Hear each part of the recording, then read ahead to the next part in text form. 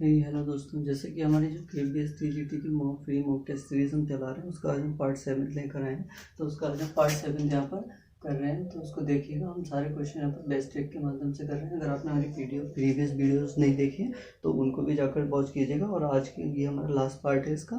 हम इसकी compile video भी एक ही पार्ट में आपको पूरा जो मॉक टेस्ट है वो भी अवेलेबल करवा देंगे। नेक्स्ट वीडियो में हम सेकेंड अपना जो है मॉक टेस्ट का फर्स्ट पार्ट लेकर आएंगे। तो यहाँ पर देखिए पार्ट 7 में हमारा आज का पहला क्वेश्चन है, वो क्या कह रहा है, वो ये कह रहा है find the point of intersection in which the line segment joining the point. तो इसको आज हम हिंदी में भी प्रोवाइड करा देंगे। तो यहाँ पर लिखा हुआ है कि आपका एक लाइन सेगमेंट है ये P, इसके कोऑर्डिनेट दे रखे हैं -3, 4, ठीक है। एंड दिस वन, ये आपका PQ कोई लाइन है, इसके कोऑर्डिनेट दे रखे 4, 2, -1। कह रहे हैं एक्जेक्ट प्लेन जो है, एक्जेक्ट प्लेन इसके द्वारा ये लाइन को इंटरसेक्ट किया जा रहा है। मान लीजिए ये कोई एक्जेक्ट प्लेन है हमारा, ठीक है, एक्जेक्ट प्लेन है, तो ये इसको इंटरसेक्ट कर रहे हैं। अच्छा, यहाँ पर आपको एक बात पता होनी चाहिए, एक्स कोऑर्डिनेट और जेड कोऑर्डिनेट होंगे इसमें। एक्जेक्ट प्लेन के लिए y 0 होता है, ठीक है, तो y यहाँ पर 0 होगा। तो अगर हम यहाँ पर देखें तो हमको इस पॉइंट के कोऑर्डिनेट, मान लीजिए m पॉइंट है, तो इसके कोऑर्डिनेट फाइंड करने हैं x, y। अगर मान ले तो x, y की वैल्यू निकालनी है। तो देखिए हम ये मान लेते हैं क्या, यहाँ पर ये इसको m और n के रेशियो में डिवाइड कर रहा है, ठीक है, m और n के रेशियो में डिवाइड कर रहा है। और हमको क्या चाहिए, इसके पॉइंट के कोऑर्डिनेट चाहिए। तो यहाँ पर हम क्या करते हैं, अगर आपको इंटरनल लाइन डिवीजन का फॉर्मूला पता है तो हम क्या करते हैं, इसकी क्रॉस मल्टीप्लाई, इसकी क्रॉस मल्टीप्लाई और नीचे डिनोमिनेटर m+n कर देते हैं। इसको हमें याद करने की जरूरत नहीं, केवल हम इसकी मल्टीप्लाई इससे करते हैं और इस वाले कोऑर्डिनेट की इससे। तो पहले तो हमारे पास y 0 है, पहले हम y कोऑर्डिनेट के लिए सॉल्व कर लेते हैं, ठीक है ना। तो हम कैसे सॉल्व करेंगे, अगर हम यहाँ पर ये y कोऑर्डिनेट हम निकालें तो हम y इक्वल टू 0 हो जाएगा, और y इक्वल टू होगा कि यहाँ से ये y वाला कोऑर्डिनेट इसका ये है और इसका सेकंड वाला है। तो देखिए 3 × m और प्लस ये 2 × एक मिनट m और ये n होगा, ये n कर लीजिए, m कर लीजिए। तो -3, ये -3 है ना, -3 × n, -3 × इसको n कर देते हैं, -3 × n और प्लस ये 2 है तो 2 × m डिवाइड में इन दोनों का सम आ जाता है m+n। अब ये तो क्रॉस मल्टीप्लाई होकर 0 हो जाएगा। तो आप बताइए 2m = 3n कर देते हैं हम यहाँ से। तो m और n का रेशियो हमको मिल गया क्या, ये मिल गया हमें m और n का रेशियो 3:2, यानी कि ये आपका 2 हो गया और ये आपका n 3 हो गया, है ना, नहीं n 2 हो गया और m जो है वो 3 हो गया। अब आप देख लीजिए बस, अब क्या रह गया सवाल में। अब तो हम इसके कोऑर्डिनेट फटाफट फाइंड कर सकते हैं। अब देखिए x कोऑर्डिनेट है, तो अब बताइए x कोऑर्डिनेट ये जो होगा x, y, z भी होगा, क्योंकि यहाँ पर आपका 3D वाला दे रखा है ये। तो z कोऑर्डिनेट, अच्छा y तो यहाँ 0 होगा ही होगा, तो इसको 0 मान लीजिए। अब यहाँ पर x और z निकाल लेते हैं हम, ठीक है, x और z ही। तो अब x क्या हो जाएगा, तो देखिए x कोऑर्डिनेट की क्रॉस मल्टीप्लाई कीजिए, -1 × n, तो माइनस का n हो जाएगा। और यहाँ पर 4 × m, एक मिनट, n की जगह 2 कर लीजिए, -1 × 2 -2 हो जाएगा। और यहाँ पर 4 × 3 प्लस का 12 हो जाएगा, और नीचे क्या आ जाएगा भाई, 3 + 2 5 आ जाएगा, समझ रहे हैं। अब यहाँ से देखिए 12 में से 2 गया, ये 10/5 हो जाएगा, यानी कि इसकी वैल्यू 2 आ जाएगी। और ऐसे z अब निकालें तो ये z वाला कोऑर्डिनेट उधर मल्टीप्लाई 4 × 2 = 8, और ये -1 × 3, तो ये -3 हो जाएगा, अपन सम और दोनों का अगेन 5 आ जाएगा। 8 - 3 5/5 = 1 हो जाएगा। तो कोऑर्डिनेट जो है आपके m पॉइंट के, वो आपको क्या मिल जाएंगे, वो मिल जाएंगे आपका x की वैल्यू 2, y, तो y की वैल्यू तो 0 थी ही, और ये 1, तो ये 2, 0, 1 ये कोऑर्डिनेट आपको मिल जाएंगे। आप समझ रहे हैं इस बात को। तो इस क्वेश्चन को हमें इतना करना पड़ेगा, इसी अप्रोच के साथ हम कर सकते थे इसको। तो 2, 0, 1 आपका पहला ही ऑप्शन दे रखा है, ठीक है, तो ये करेक्ट हो जाएगा यहाँ से। तो यहाँ से फॉर्मूला आप याद करने की आपको कोई ज़रूरत नहीं है। आप केवल ये सोचिए कि आप इसकी क्रॉस मल्टीप्लाई करके ही, पहले क्रॉस मल्टीप्लाई करते हो डिनोमिनेटर में जो इसका डिवीजन होता है m और n का जो रेशियो में डिवाइड करते हैं, जिस रेशियो, उन रेशियोज का सम आ जाता है नीचे। तो हमने क्या किया, यहाँ पर this 1 × this 1, this 1 × this 1, और नीचे ये m+n कर दिया है। हर केस में यही होना है यहाँ पर। बस x कोऑर्डिनेट है तो x वाले कोऑर्डिनेट का क्रॉस मल्टीपल कर देंगे, और y वाला है तो y वाले का, बस यही हमें करना है इसमें। नेक्स्ट हम क्वेश्चन आपका देख लेते हैं क्या कह रहा है हमारा। तो जरा ध्यान से देखिएगा, नेक्स्ट भी क्वेश्चन हमारा कोऑर्डिनेट ज्योमेट्री का ही है। तो हमसे कह रहा है कि find the ratio in which the joint of the points. यहाँ पर भी एक लाइन ही दे रखी है, ये भैया आपका P है, ये आपका क्यू है। ये कह रहे हैं 3 2 -4 है, और ये है आपका 9 8 -10, 9 8 -10, और is divided the line is divided by the point. ये आर है कोई पॉइंट, और ये आपका 5 4 -6। ठीक है, तो हमसे कह रहा है फाइंड द रेशियो कि in which the line joining the point. भैया यहाँ पर रेशियो बताना है आपको, उसमें हमें ये पॉइंट निकालना था, तो रेशियो निकालकर हमने पॉइंट निकाला। यहाँ पर हमको भैया ये m और n का ही रेशियो चाहिए, ये जो जिस रेशियो में डिवाइड कर रहे हैं। तो आप क्या करेंगे, यहाँ पर भी हम सीधे से यही करते हैं कि आप केवल x और y का सॉल्व कर लीजिए, x का और z का किसी का भी सॉल्व कर सकते हैं। 3 × n x वाला सॉल्व कर लेते हैं, तो यहाँ पर 5 = हो जाएगा ये, क्योंकि x की वैल्यू तो हमें पता है 5 है। तो ये होगा कैसे, 3 × n और 9 × m प्लस 9 × m और अपॉन n प्लस m हो जाएगा। इसकी क्रॉस मल्टीप्लाई कर लेंगे तो 5m plus 5n = 3n plus 9m हो जाएगा। और आप देखिए 5 में से ये 3 जाएगा तो 2m यहाँ से बच जाएगा, और 9 में से उधर जाएगा तो ये 5 तो 4 ये बच जाएगा आपका 4n। एक सेकेंड, क्या हमने उल्टा फिटा दिया, 5m ये 9m, एक सेकेंड, ये 5m है और यहाँ पर 9m है, तो हम इस 5m को उधर शिफ्ट कर देते हैं, तो ये 4m तो यहाँ हो जाएगा, और इसको इधर ले आते हैं तो 2n यहाँ हो जाएगा। तो m/n की जो वैल्यू आ जाएगी वो कितनी आ जाएगी, यहाँ से 2/4 या 1/2 आ जाएगी। ठीक है, तो ये देख लेते हैं कौन सा ऑप्शन है भाई हमारा राइट हो जाएगा। तो ऑप्शन नंबर आपका सेकंड राइट है यहाँ पर। ठीक है, तो 1/2 होगा। तो यहाँ पर अगर रेशियो आप उल्टा कर देते हैं कि 2/1, तो ये इधर से हो जाएगा ये। लेकिन अगर हमसे ये पूछा जाए कभी कि P साइड से इसका रेशियो कितना है, या P साइड से इसकी डिस्टेंस कितनी है R पॉइंट की, ठीक है, तो हमें ये रेशियो देखना पड़ेगा कि भैया हम ये नहीं कर, यहाँ पर ये क्योंकि ये तो m ही है ना, तब यहाँ पर 1 होगा, या फिर Q साइड से पूछ ले तो n होगा, तो n की वैल्यू 2 हो जाएगी, 2 रेशियो। ठीक है, तो यहाँ पर ये हमें देखना पड़ेगा। क्वेश्चन देखिएगा, ये प्रोबेबिलिटी का क्वेश्चन है, प्रोबेबिलिटी का। ठीक है, तो यहाँ पर क्या कह रहा है कि from a deck of 52 card, भाई 52 कार्ड है, कहीं कार्ड की प्रोबेबिलिटी पूछिए। अगर आपने हमारी कार्ड की प्रोबेबिलिटी वाली वीडियो नहीं देखी तो हमारी प्लेलिस्ट में जाकर जरूर वॉच कर लें, उसमें हमने आपको माइंड मैपिंग वे में बहुत अच्छा आपको जो है ग्राफ के द्वारा बताया गया है। वहाँ पर आपको हमने सारे कार्ड्स दिखाए गए हैं वहाँ पर, ठीक है, बनाकर भी, और फिर हमने बताया गया कौन से कार्ड को कैसे अरेंज करे होते हैं, कैसे डिवीजन होता है कार्ड का। ठीक है, तो उससे आपको बिल्कुल क्लियर हो जाएगा। यहाँ पर देख लीजिए, हम आपको बता देते हैं यहाँ पर भी थोड़ा सा, फिलहाल आप देखिएगा जरूर, आपको बहुत अच्छा उससे समझ में आएगा। यहाँ पे 52 कार्ड्स हैं, और हमसे कह रहा है 1 कार्ड निकाला गया आपका रेंडमली, कह रहा है what is the probability of the card drawn is 10 और स्पेड। ठीक है, तो ये तो 10 हो या स्पेड हो। ठीक है, इसकी हमको प्रोबेबिलिटी पूछी है, तो 10 या स्पेड की प्रोबेबिलिटी देखिएगा भैया कैसे निकालते हैं। अगर आपने हमारी देखी है वीडियो तो आपको पता होगा कार्ड का डिवीजन हम 4 पार्ट्स में कर देते हैं। ठीक है, 52 कार्ड्स होते हैं टोटल, 13 के 4 डिवीजन कर लेते हैं। जिसमें आपका क्लब होता है, क्लब स्पेड, जिसमें हम वीडियो में आपको पूरा बनाकर बता रखा है, क्लब स्पेड, हार्ट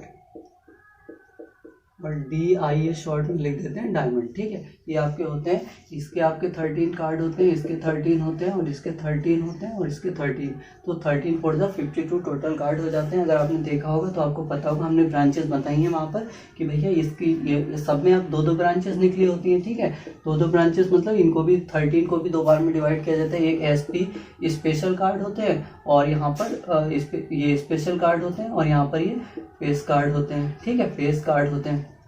तो अब आप ये देखिएगा स्पेशल कार्ड में कितने होते हैं।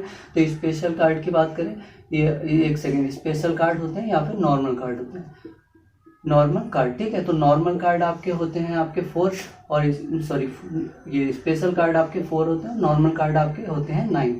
ठीक है, ऐसे 4 इसमें और 9 इसमें, 4 इसमें और 9, ऐसे 4 इसमें स्पेशल कार्ड, 9 इसमें नॉर्मल कार्ड होते हैं। इस स्पेशल कार्ड में तो आपके क्वीन, किंग, जैक और एस यानी का होता है, और ये नॉर्मल कार्ड आपके 2 से लेकर 10 तक होते हैं। ठीक है, 2 3 4 5 10 तक इसमें लिखे होते हैं। तो हमें तो केवल 10 और स्पेड की क्वालिटी, मतलब सॉरी क्वालिटी नहीं, 10 और स्पेड की प्रोबेबिलिटी चाहिए। तो स्पेड आपके होते कितने, आप कहेंगे 13 होते हैं।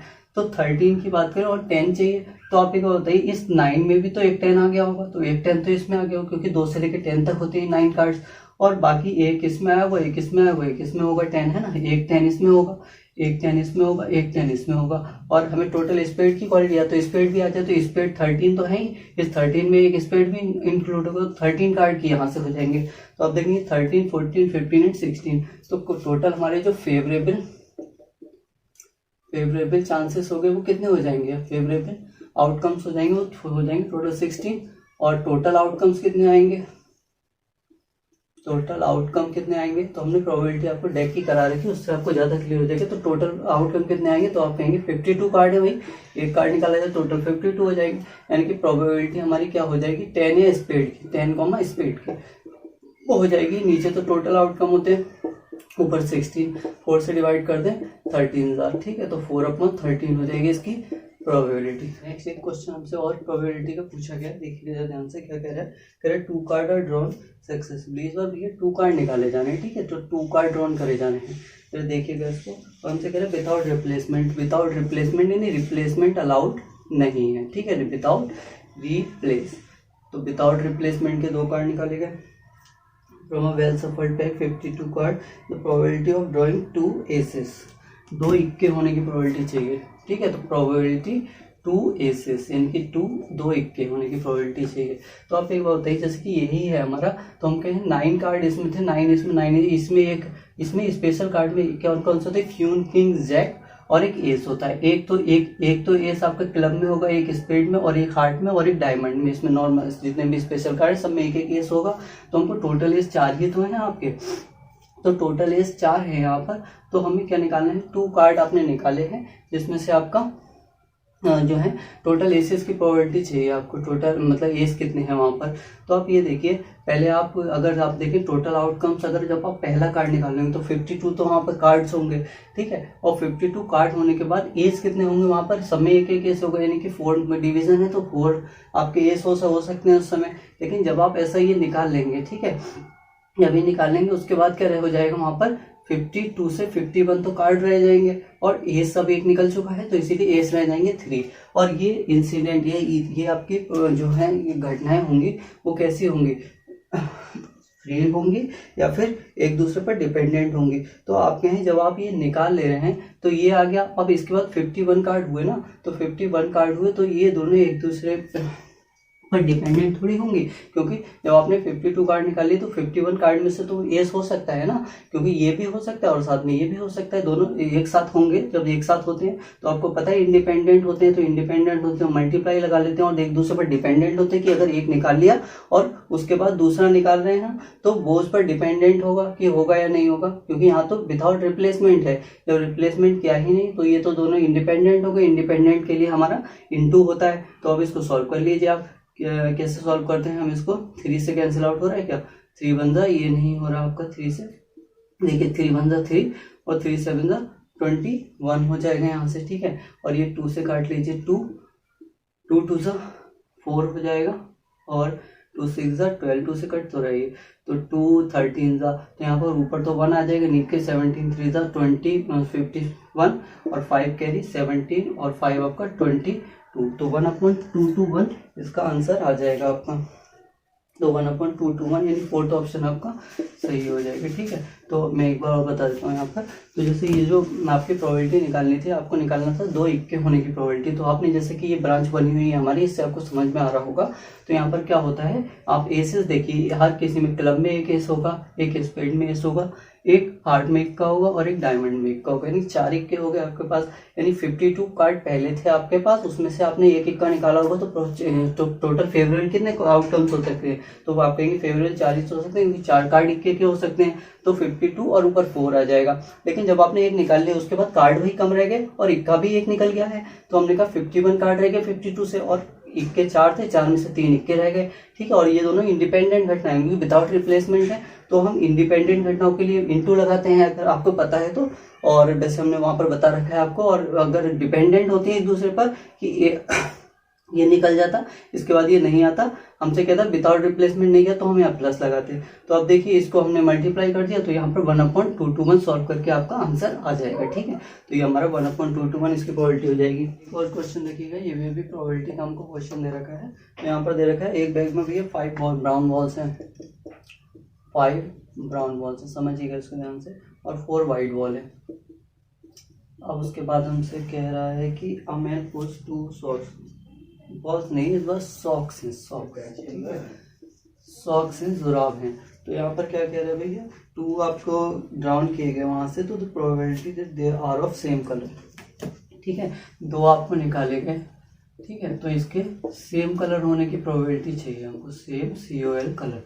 तो सेम कलर होने की प्रोबेबिलिटी कैसे निकालें, तो भाई इसके लिए आप देखिएगा नीचे तो आपके टोटल आउटकम्स आ जाते हैं। तो यहाँ पर देखिए आप टोटल तो 5 और 4 कितने हो गए, टोटल कार्ड अगर हम टोटल सॉक्स हो गए, कितने हो गए, सो सी के सॉक्स 5 + 4 9 हो गए।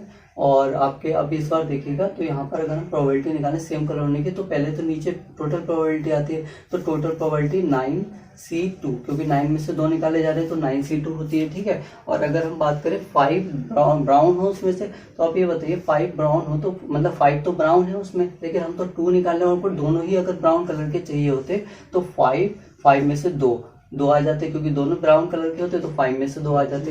अब अगर दोनों व्हाइट कलर के होते 4C2, 4 में से दोनों ब्राउन कलर व्हाइट कलर के होते, लेकिन क्या ये निकल जाता तो ये निकल पाता, क्योंकि अगर दोनों इसी कलर के आते तो हमें इसको निकालने की जरूरत ही नहीं पड़ती, क्योंकि हमें 2 ही निकाल लेते और दोनों ही सेम कलर के होने चाहिए कह रहा है। तो अगर ये निकाल लेते तो इसकी जरूरत नहीं पड़ती, ये निकाल लेते तो इसकी जरूरत नहीं पड़ती। तो अगर एक के निकालने पर दूसरा ना हो तो हम ऐसी जो प्रोबेबिलिटी है उसको डिपेंडेंट होती है वो दोनों, यानी कि इसके होने के बाद ये नहीं होगी तो दोनों एक दूसरे पर डिपेंडेंट हैं, ठीक है। तो इसके लिए हम प्लस लगाते हैं।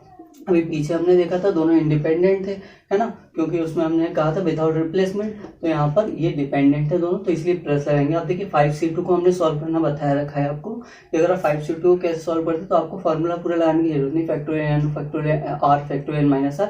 अब देखिए 5 तो ऊपर ऐसे ही लिख दीजिए, अब नीचे 2 लिखा है तो ऊपर वाले को 2 बार तक हम घटाते हैं, 5 और 5 में से 1 कम करा आपने 4 हो जाएगा, ठीक है। तो 2 बार हमने इसे घटा कर लिख दिया, पहले तो 5 फिर 5 - 1, ठीक है। और यहाँ से हम क्या करते हैं, नीचे 2 है तो आप 2 लिख दीजिए, प्लस 4 है तो 4 में से भी 2 बार तक आप घटाइए, तो 4 में से आप 2 घटाएंगे 2 तक जाएंगे, तो 4 और 3, ठीक है। और यहाँ पर देखिए 2 है तो हम 2 बार तक इसकी काउंटिंग घटाकर लिखेंगे यहाँ पर। और नीचे आपका 9C2, तो देखिए 9 लिख दीजिए, इसको 8 लिख दीजिए, और 2 का 2 × 1 लिखते हैं ना, तो 1 को हम लिख नहीं रहे यहाँ पर, इसीलिए हम 2 ही लिख रहे हैं। मेरे पास 3 होता नीचे तो 9 - 1 9 - 2 तक जाते हैं, वहाँ पर 3 स्टेप करते हैं हम यहाँ पर, और नीचे 3 2 1 उल्टा रिवर्स काउंटिंग कर देते हैं। देखिए 2 2 = 4, 2 2 = 4, 2 4 = 8, तो देखिए 5 2 = 10 यहाँ से बचा, और 2 3 = 6 यहाँ से बचा, और 4 9 = 36 यहाँ से बचा। इसको सॉल्व आउट कर लीजिए भाई, तो 16 तो ऊपर आ जाएगा, 36 नीचे आ जाएगा, 4 से कैंसिल आउट कर दें, 4 जा और 4 9 जा 36, ठीक है। तो 4/9 इसकी प्रोबेबिलिटी आ जाएगी आपकी, ठीक है। तो हमें इंडिपेंडेंट और डिपेंडेंट इंसिडेंट को समझना पड़ेगा क्या है। अगर एक के बाद होने के बाद दूसरे के दूसरा ना हो तो वो आपका इंडिपेंडेंट होता है, सॉरी, एक के होने के बाद दूसरा ना हो तो डिपेंडेंट होता है। तो ये हमारे डिपेंडेंट थे ना, डी, चलिए लिख देते हैं डिपेंडेंट, तो ये डिपेंडेंट था। और अगर दोनों साथ साथ हो सके तो वो इंडिपेंडेंट होता है, उसके लिए इंटू लगाते हैं हम। देखिएगा भाई क्या कह रहे हैं। नेक्स्ट क्वेश्चन हमारा है तो कोऑर्डिनेट ज्योमेट्री का। तो हमसे क्या कह रहा है कि भैया इफ द पॉइंट ABC, इनकी कोई, पहला तो हम ट्राइंगल ड्रॉ कर लेते हैं एक अच्छा सा, ये हो गया, ठीक है। ये A1 A है और ये दिस वन B और दिस वन है C। तो A B और C तीनों के भाई कोऑर्डिनेट दे रखे हैं, 1, -2, 3, 1, -5, 2, ठीक है। तो ये कोऑर्डिनेट दे रखे हैं, कह रहा है vertex of triangle the point of intersection of BC का भैया पॉइंट ऑफ इंटरसेक्शन मान लीजिए ये है, और कह रहा है बाइसेक्टर ऑफ एंगल BAC का बाइसेक्टर BAC, यानी इसका बाइसेक्टर ये मान लीजिए, ठीक है। वो ये यहाँ पर इंटरसेक्ट कर रहा है, ये मान लीजिए P पॉइंट है, तो इस P पॉइंट के ही कोऑर्डिनेट हमको चाहिए। कोऑर्डिनेट चाहिए हमको, एक मिनट देख लेते हैं कैसे, तो हमको चाहिए इसके कोऑर्डिनेट। तो इसको भैया क्या करेंगे, तो इसको करने के लिए आप ऐसा कर सकते हैं, आप चाहें तो एक कोऑर्डिनेट, चलिए हम निकाल देते हैं इसको थोड़ा सा, क्योंकि अगर हम यहाँ पे ऑप्शन के थ्रू भी जाएंगे तो हमें 2 ऑप्शन सॉल्व करने पड़ेंगे। इससे बढ़िया हम निकाल लेते हैं यहाँ पर, क्योंकि हम इसका और कोई सॉल्यूशन कर नहीं सकते इजी, तो ना ही शॉर्टकट कुछ यूज़ कर सकते हैं। यहाँ पर देखिए A है और ये BC है, तो हमको ये मिड पॉइंट दे रखा तो हम आसानी से निकाल लेंगे। हमें ये पता ही नहीं किस रेशियो में डिवाइड कर रहे हैं, तो आपको यहाँ से थेल्स थ्योरम पता होगी भाई, हमने थेल्स थ्योरम बताइए आपको, थेल्स थ्योरम। तो हमारी वीडियोस को रेगुलर वॉच करते रहिए, जिससे आपको इतने इंपॉर्टेंट क्वेश्चन हैं उनकी आपको जितने भी थ्योरम्स वगैरह हैं वो यहाँ पर बिल्कुल डायरेक्ट बताई जाती है। बिल्कुल बेसिक से हम आपको हर चीज़ बता देते हैं यहाँ, ठीक है। तो बिल्कुल रेगुलर वॉच कीजिएगा, क्योंकि जितने भी क्वेश्चन है सारे टारगेटेड क्वेश्चन है। आप भी देख सकते हैं ये सारे प्रीवियस ईयर के ही क्वेश्चन हमने उठाकर डाले हुए हैं, किसी भी एग्जाम में आए हुए, और SSC CGL लेवल तक के हैं। यहाँ से आपका रिविल भी कहीं नाम ऊपर नहीं जाने वाला। यहाँ से देखिए ABC है आपका, ठीक है, ट्रायंगल। हमको इस पॉइंट की कोऑर्डिनेट चाहिए, तो हमें थेल्स थ्योरम पता है कि भाई कोई भी एंगल बाइसेक्टर है। Thales theorem angle bisector theorem भी बोल सकते हैं इसे। तो एंगल बाइसेक्टर थ्योरम हम ये कहती है कि भैया कि कोई भी अगर आपकी लाइन जो किसी कोई एंगल के बाइसेक्टर, वो इसके अपोजिट लाइन को उसी पार्ट में डिवाइड करती है जिस पार्ट में इसकी जो एंगल वाली लाइन, एंगल बनाने वाली जो लाइन्स है वो होती हैं, ठीक है। एंगल बनाने वाली लाइन जिस रेशियो में होती है, तो उसकी बाइसेक्टिंग लाइन सामने अपोजिट लाइन को उसी रेशियो में डिवाइड करती है। मतलब हम क्या कह रहे हैं, मान लीजिए अगर इनका रेशियो M और N है, ठीक है, M और N है, तो ये लाइन का भी रेशियो M और N ही होगा। N के नीचे N और M के नीचे M होगा, ठीक है। ये आपका एंगल बाइसेक्टर थ्योरम कहती है। अगर ये आपका एंगल बाइसेक्टर है तो M और N जो इस एंगल बनाने वाली लाइन का रेशियो होगा, वही अपोजिट लाइन के बाइसेक्टिंग नहीं इंटरसेक्टिंग का रेशियो होगा। देखिए यहाँ पर क्या करते हैं, तो M और N का रेशियो, यानी M और N अगर पता लग जाए तो हमको ये पता लग जाएंगे किस रेशियो में डिवाइड कर रहा है, और फिर हम यहाँ से इंटरनल बाइसेक्टिंग पॉइंट का फॉर्मूला लगा के आसानी निकाल सकते हैं। तो इस MN का रेशियो निकालने के लिए भाई इन दोनों के बीच डिस्टेंस निकालना है, तो आप यहाँ से निकाल लीजिए। क्या हो जाएगा, 1 - 5 यानी कि ये 6 हो जाएगा। 6 का स्क्वायर 36 यहाँ से आ जाएगा, प्लस -2 और -2 4 का स्क्वायर 16 हो जाएगा। इसे सॉल्व करेंगे तो कितना आ जाएगा, 30 40 52 आ जाएगा, ठीक है। कितना आ जाएगा, इसे हम किसी से डिवाइड कर सकते हैं। तो देखिए 4 तो आपका 2 बाहर आ जाएगा, 4 1 = 4 4 3 = 12, 2√13 आ रहा है, ठीक है। ये आपका 2√13 आ रहा है, और ये वाला कितना आ जाएगा आप देख लीजिए। तो ये 1 और -3, 2 का स्क्वायर 4 और ये माइनस ये 3 का स्क्वायर 9 9 4 रूट में 13 आ रहा है, समझ रहे हैं आप। तो ये आ रहा है, तो ये इसका भी रेशियो यही होगा नीचे। अब यहाँ से निकाल लीजिए आप P पॉइंट के कोऑर्डिनेट। अगर हम निकालें, मान लीजिए x, y है, तो x कितना आ जाएगा, ये आ जाएगा आपका -5 × n, यानी कि -5 × √13, यानी कि 5√13, ठीक है, प्लस ये आपका 3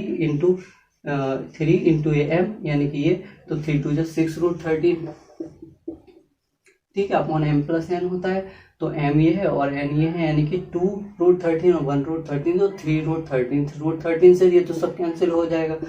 देखिए 5 और 6 कितना होता है, 11/3।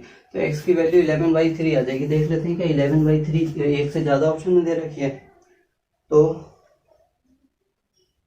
एक सेकंड, 11/3 तो नहीं दे रखी, 1/3 कुछ गड़बड़ हुई है यहाँ पर।